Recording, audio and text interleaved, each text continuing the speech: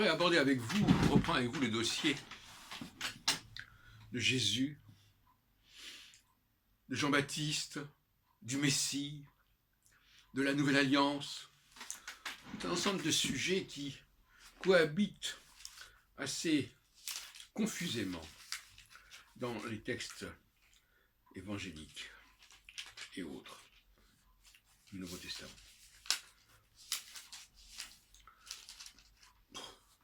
Pourquoi nous parler de la généalogie de Joseph au tout début de l'Évangile selon Matthieu, si Jésus n'est pas le fils de Joseph? D'autant plus que c'est important cette généalogie parce que ça renvoie à Isaïe 11.11 qui annonce un personnage important né de la tige de Jessé, donc de la maison de David, ce qui est le cas, selon ce qu'on nous propose, ce qui est le cas de Joseph.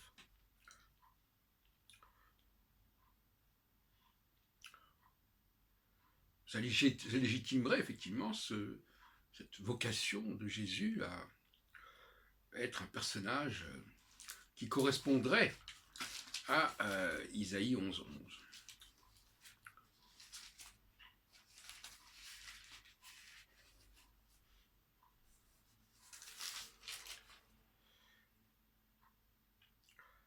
Et qui lui donnerait la possibilité de devenir une sorte de phare pour les nations.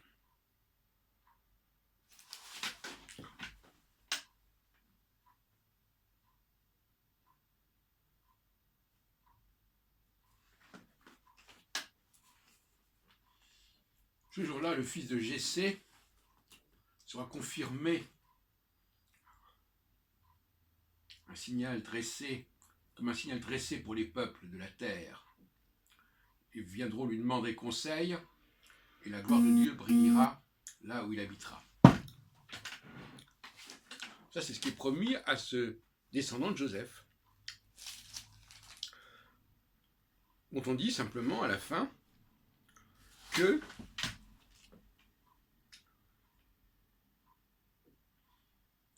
Joseph a pris Marie pour femme, et Marie est la mère de Jésus, qu'on appelle Christ.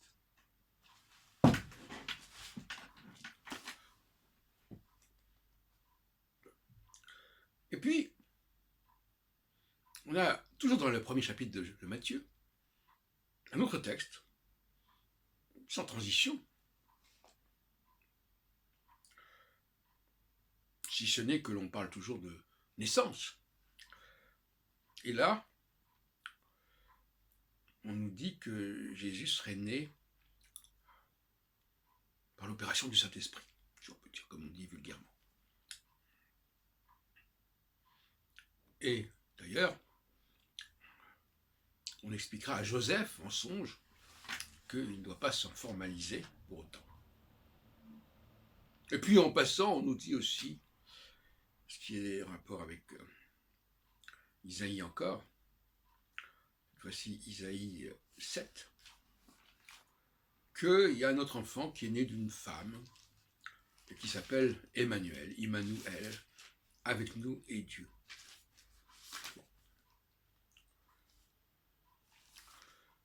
Tout ça est rassemblé dans le premier chapitre de la Genèse. Alors, je ne reviens pas sur certaines choses, seulement là, par exemple, cet enfant qui est né, d'après le songe de Joseph, son fils de David,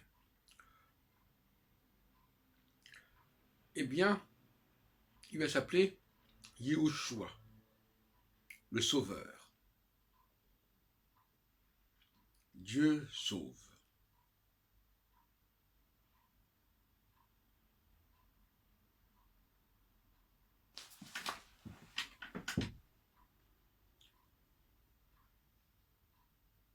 Tu l'appelleras Jésus. En effet, c'est lui qui sauvera son peuple de ses péchés. Il sauvera son peuple. Alors, là, on pense plus à Moïse.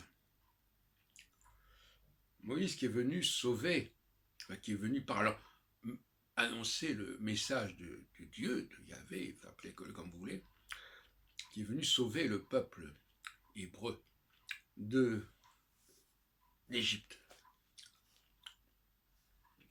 C'est une notion de Yahushua, le sauvetage. Alors, là, c'est une autre prophétie, en quelque sorte.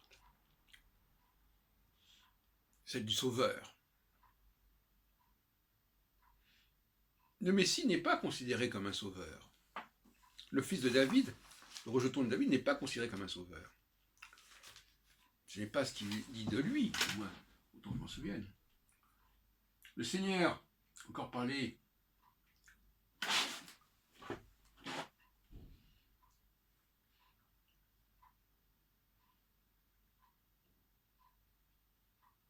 écoutez donc, vous qui êtes de la famille du roi David,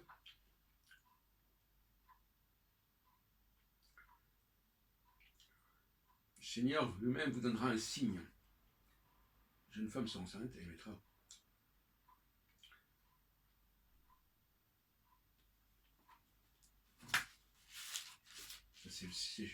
Ça c'est Isaïe 7.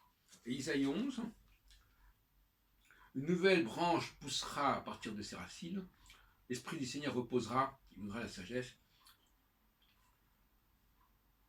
Là, dans ce texte, Isaïe 11, il n'est plus question des Juifs, une question du monde.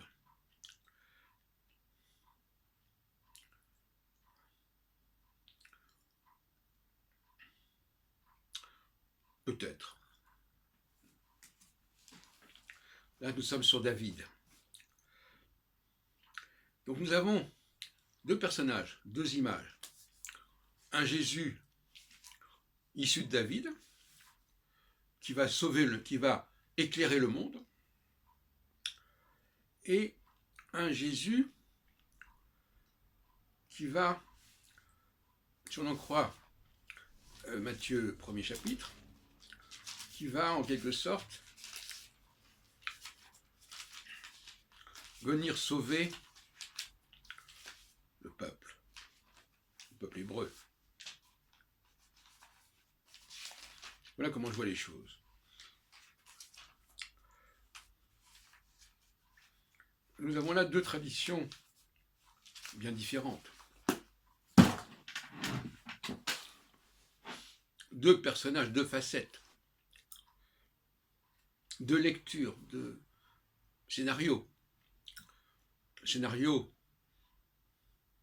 davidien, ouvert sur le monde. Et Jésus serait donc le fils de Joseph. Et puis, un autre scénario où intervient la mère de Jésus. La mère de Jésus. N'oublions pas qu'il y a chez Moïse aussi il y a la mère de Moïse et puis il y a la mère d'Isaac. Dans le scénario davidien, on ne vous parle pas des mères à la limite, quasiment pas. On parle des pères. Dans le scénario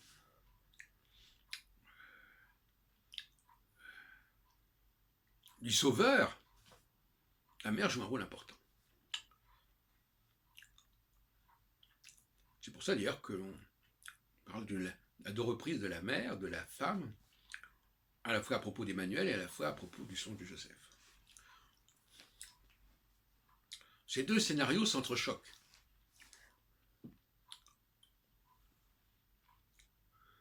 D'autant plus que le scénario davidien on n'est pas là pour sauver qui que ce soit. C'est pas la problématique davidienne de sauver le monde. La problématique davidienne, c'est d'apporter la lumière au monde, c'est pas tout à fait la même chose. Sauver, dans la thématique de l'Ancien Testament, enfin du Pentateuque, c'est véritablement, de l'Exode notamment, c'est véritablement, c'est marqué, qui sauvera son peuple. Yoshua, Jésus sauvera son peuple. Quel est le peuple de Jésus? Le peuple hébreu, le peuple juif. Donc nous avons un processus salvateur qui va de Moïse à Jésus. Il s'agit de sauver. Avec la nouvelle alliance que Jésus reprend à son compte quelque part. Et ça, c'est un processus, et Moïse étant porteur d'une autre alliance, d'une première alliance. Et Jésus est porteur de la deuxième alliance. Ancienne, nouvelle. Et puis donc, par ailleurs, il y a ce Jésus, descendant de David, rejeton de Jessé, et dont on raconte également la généalogie. Deux versions pour deux idées différentes d'un personnage, qui à la fois est un personnage qui s'ouvre au monde entier, à toutes les nations, à la fois un personnage qui vient sauver son peuple. C'est étrange tout ça. Et puis alors ça vient s'ajouter à cela le personnage de Jean-Baptiste, qui est censé annoncer le Messie. Mais le Messie, c'est le fils de David, c'est celui qui descend de David, c'est le Messie. Mais le Messie n'est pas là pour sauver le peuple hébreu. C'est une autre légende, c'est une autre tradition. David n'est pas là pour sauver le peuple hébreu, il est là pour apporter la lumière au monde. Le peuple hébreu, le sauvetage du peuple hébreu appartient à une autre lignée. C'est quand Dieu apparaît à travers ses messagers, à travers ces messagers qui garantissent, qui annoncent l'alliance. Moïse, Jérémie, Jésus.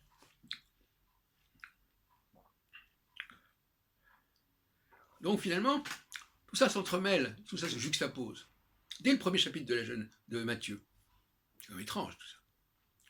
Voilà ce que je voulais vous dire dans les médias. Alors, là, tout ça est un peu compliqué.